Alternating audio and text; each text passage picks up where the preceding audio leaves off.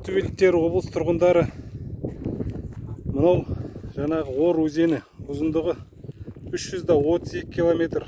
Сонау ана Мұғалжар тауынан бастау алатын Ор өзенінің бүгінгі халі енді осындай мүшкіл халге әкеліп жеткізген. Оған себеп, бірден бір себеп, мына бізде Қопа ауылында орналасқан Хромтау ауданының Актеп деген мал шаруашылығы бар. Солардың тікелей қатысуымен осындай табиғи апатқа әкеліп соқтырып отыр бүгінгі күнде. Мына жерде суармалы жерлері бар, ана ар жағында. Жаңағы Люцерн, жоңышқа егетін суармалы. Соны суарамыз деп мына жерде орды бітеп тастаған.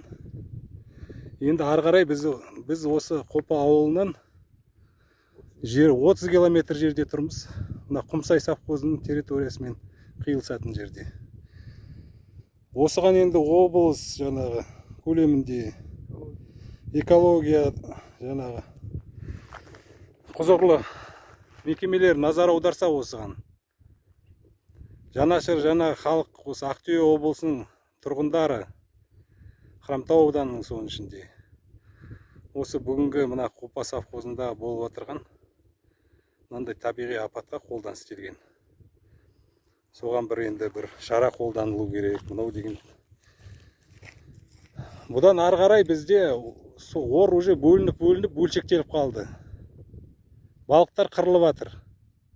Оны қарап атқан, көңіл бөліп атқан ешкім жоқ бүгінгі таңда. Сондықтан енді осы мәселені енді көтеру керек болып тұр. Көмек сұраймыз барлықтарынан.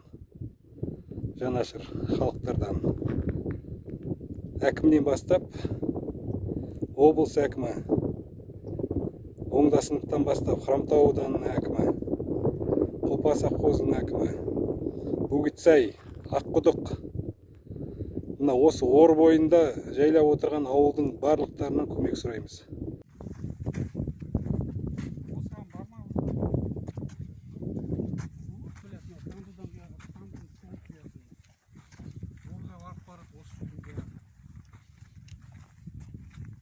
Старый, не было? Старый емес. Осыны қорсын.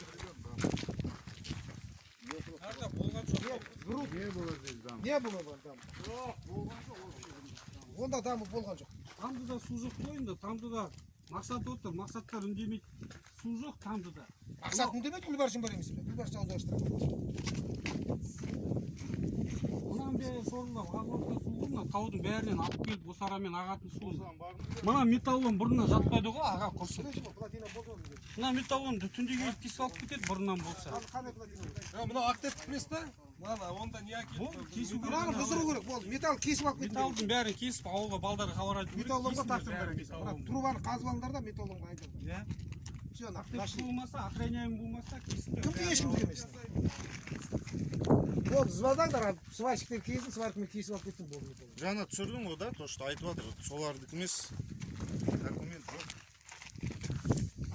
Мәселе орда болып тұр ғой, қалған шаруа жоқ. Мәселе орда су жоқ. Мына таудың бәрінен алып келетін су мынау. Мынау орға апарып қояды мынау да тамды. Болды. Өзінің сағасы бар.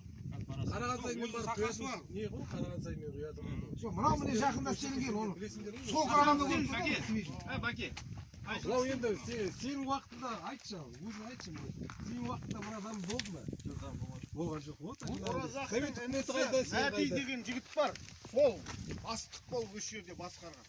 Әділжан да бар ішінде, ауылдың жігіттерінің бәрі бар. Олар келіп КамАЗбен жұмыс істеді. Осы жерде былтыр емес па істеген? Былтыр. В чем проблема? Дамба кому мешает? Дамба Кому мешает? шлюз. Наши Али мешает. Вы Шлюз. Не, ваше решение, как думаете, почему она? Здесь, наоборот, вода собирается, здесь некая экосистема Нет, смотри, собирается. Она не должна Лишняя собираться. вода уходить будет. Ну, вообще, если как посудить, да, вот смотрите, здесь вода собирается.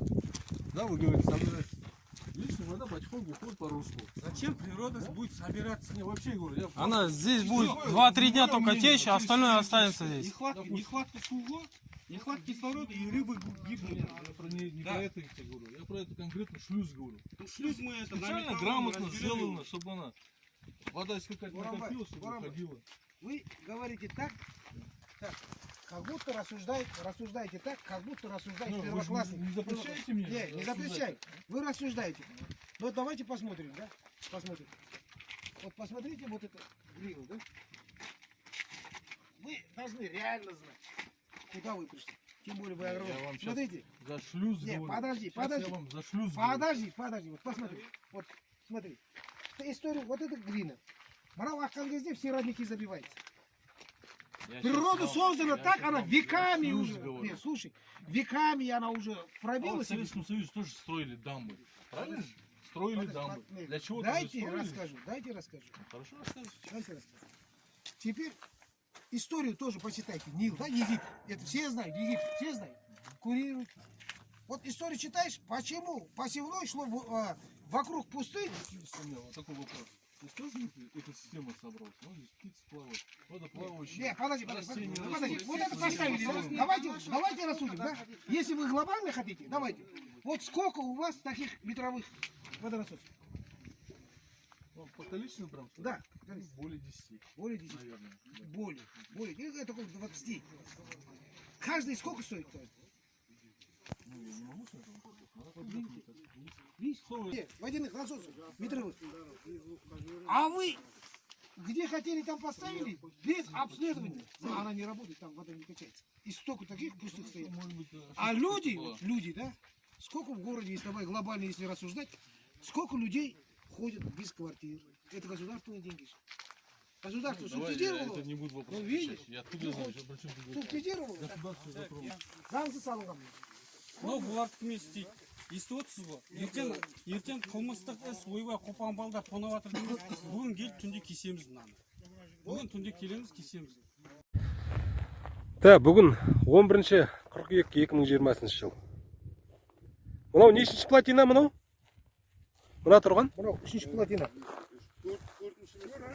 4-ші плотина міне. 4-ші плотина таудың ортасында бар міне.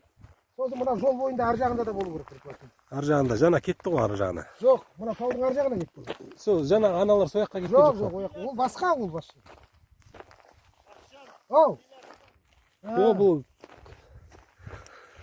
Вот міне жігіттер, Бөгетсай, Аққұдық, Көктөбе. Құрметті. Ордың бойын мына жайлап отырған жағалап. Ауыл тұрғындарының назарына міне мынандай бүгінгі таңда осындай. Бүкіл мына ордың саласын, орға құятын саласының бәріне плотина салып тастаған ғой. Мынау міне 4-ші плотинаға келіп тұрмыз қазір. Арасында заң салғандары бар, заңсыз салғандары қаншама. Жауап бере алмай жатыр оған. Документтері жоқ, әлі дайын емес. Енді олар Рұқсат бар ма, жоқ па? рұқсат бар ма, жоқ па, оны білмейміз енді. Олар енді осы бір айдың ортасында, может, задним числом дайындап та қою мүмкін оны. Заңдастырып. Мына қазір Шәкітау деген тау, алдымыздағы тұрған ана Қасқайғыр деген қыр, мына жерде мен қойшы болдым. Мынау Совет үкіметі уақытында болған дамбы, бірақ бұл ең судың тамшылап, жылымшырап мына Мұғажар тауығын жандарыңа шығасын, жанашылық танытып, осындай ұсыныстарын жасап жатқандарыңызға. Енді қазір сондай ұсыныс жасағаннан кейін келдік, араладық, көрдік.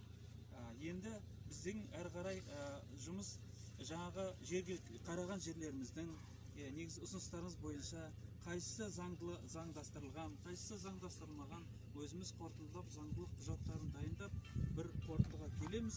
Кейін жаңа айтып отырмын ғой, аудан әкімі келіп, қайтадан осы сіздердің бастарын қосып, ол өзі солай ұсыныс айтты бағана. Мен өзім келем, ол елді мекенмен өзім қорытындылап, жаңа маған дейін де кеше келіп кетті ғой, өздерінің шақыруларыңызбен ба, басқа жоқ, мына жаңа бір балықтың шаруашылығымен ба, осы экологтар келіп кетті. Ол да осы елді мекеннің енді проблемалық сұрақтары бар. Сондықтан олардың бәрін қорытындылап, өзім келіп айтам деген аудан әкімі. Жарай ма? Мына сұрақтарында қазір біздер жазамыз. Жаңа айтып отырық, мынау енді рабочий группа, осыда біздерге мына қоғамдық жаңағы общественник дейді, қоғамдық несіне мына бәкеңді де қосқанбыз. Өзінде болды. Сосын міне ауданның басшылары бар, бөлімдері бар, бәрін осының бәрін тіркеледі. Ол бәрін просто так сөз емес. Қазір хаттамаға жазылады, осының бәрі әңгімесі. Қай жерге барғанымыз бәрі. Сосын кейін келіп, аудан әкімі қорытындылап, сіздермен келіп бір шешімін айтады.